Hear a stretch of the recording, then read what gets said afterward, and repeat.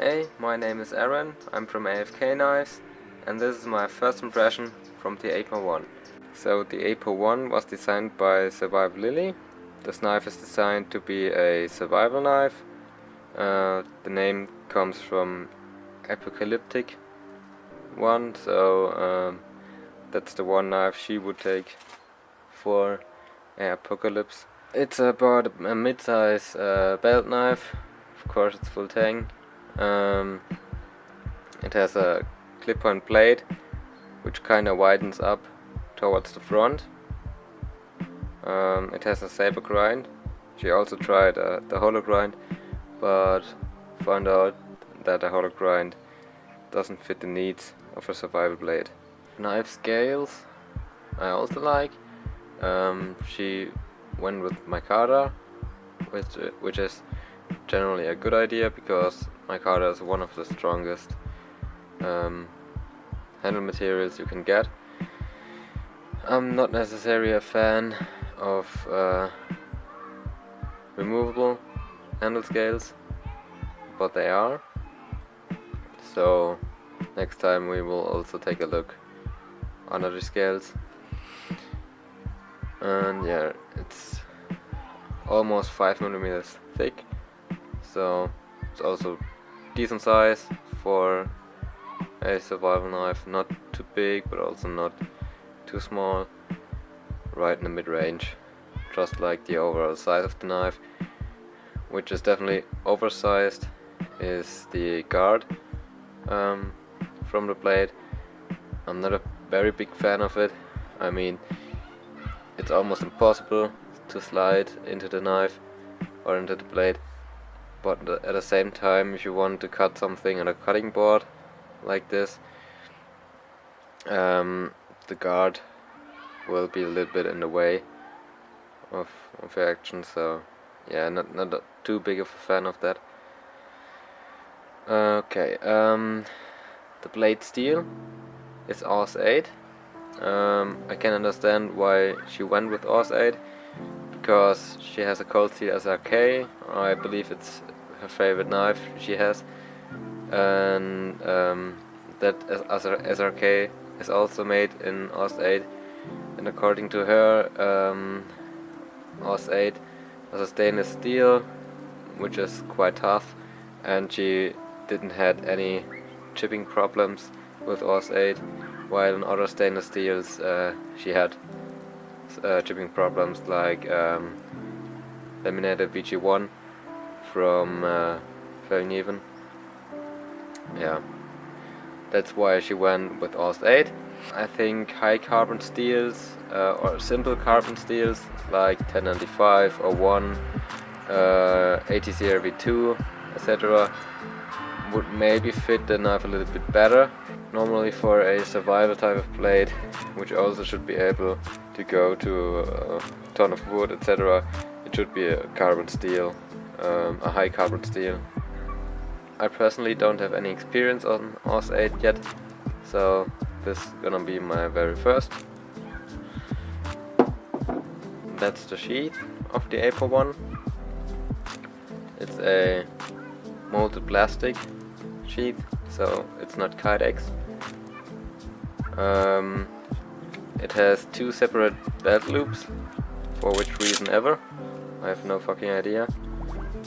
It's nice that the button also has some velcro on it. It's kinda double secured in that way. This is also double secured on here, and also we have double snaps right here, which is kinda useless. I'm not sure, because once you undone one, the second one will automatically will come off. The knife gets held in place by the sheath alone. The retention is quite okay, but it has a lot of play in the sheath.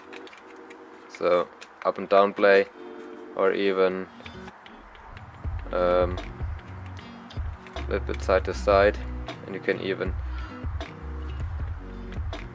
do a little bit of torsion right here. So if you carry it, it might be a little bit loud, but it won't fall out. So the Cold Steel SRK is very similar in design and also in the dimensions than the Apo-1. I'm not wondering because Lily's favorite knife so far is the Cold Steel SRK, and she basically improved the design in her ways. So the SRK, first of all, it's also a clip point blade about the same length. The clip point has a swedge on there, so it's almost sharp right here. For batoning, etc., that's not very good. The Apo-1 is flat on here. That's has more of a usage when you want to stab something. It also has a rubber handle, which they call, I think, Cray X. It's very, very soft rubber, gives you a lot of friction, so a lot of grip, but this rubber kinda gets rough on your hands if you use it for a little bit longer. It's great for batoning because it takes out vibrations. The blade grind is also a flat saber grind. What Lily made better on the Apo-1, the blade runs all the way back to the handle and doesn't have this huge, completely useless gap right here. This is the sheath of the Cold Steel SRK. Very, very similar to the sheath of the Apo-1. Has the same kind of button snap, but with only one button. Works also. And also the same kind of belt loop, but just one big instead of two small. And yeah, but the retention is better, the sheath, or stronger at least, but it doesn't have that much play in it.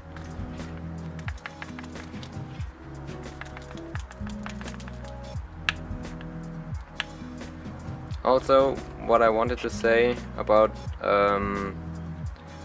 Lily's knife is many people blamed her to not be made in Europe or made in the US for being made in Taiwan. Many good knives like this Cold Steel SRK, not sure if you can see it right there, but this is actually made in Taiwan. And also, for example, Spyderco makes some knives in Taiwan. Here you can see it, and these are pretty top of the line blades, so that's not really a contrapoint, but I have to say that it always depends on the company which actually makes the blade. You can have a shitty European or American company and a great Taiwanese, or you also can have a crappy Taiwanese company. On my Apo-1, for example, we have a pretty bad and rough finish. For example, here on the grind, I didn't use this knife yet. This came from the factory. We have here still grinding marks. I think it's from grinding the V-edge. Kinda went rough there. The rest of the grind looks pretty okay.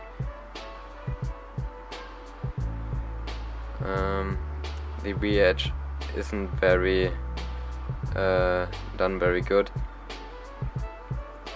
especially here on the back part. It's rather rough ground. Try to focus that.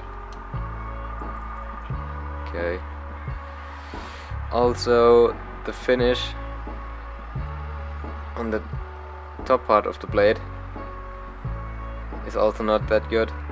The finish lines or the grinding marks aren't matching up properly.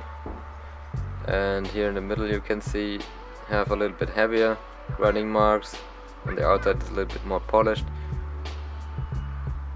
Here you can see it pretty good.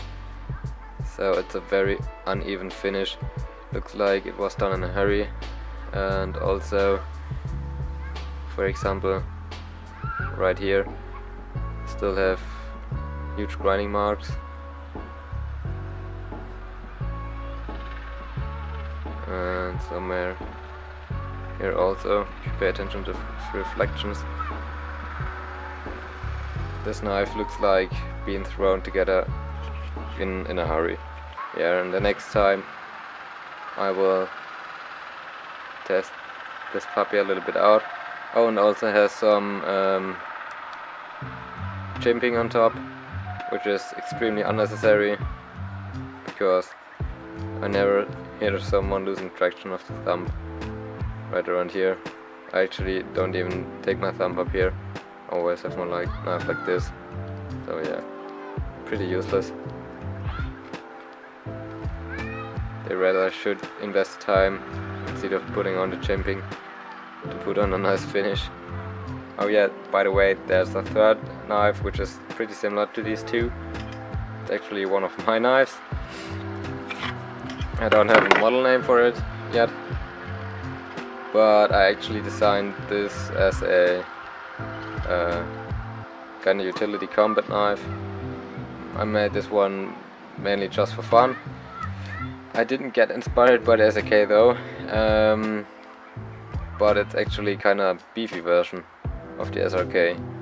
So it has a much broader blade, it has a saber convex grind, and also the clip point. It's a little bit thicker, it's 5.5 millimeters. I used C-Tech for the scales. I have some nice mosaic pins. Here you can see the Coke bottle shape a little bit better. And yeah, the steel on this is TPM M4, so also high-tech steel. The sheath right here is done by KB Knives from Kevin Bischoff, which is a really cool dude, also a German knife maker, just 17 years old. He has some great talent, especially for Kydex sheath. Absolutely love it.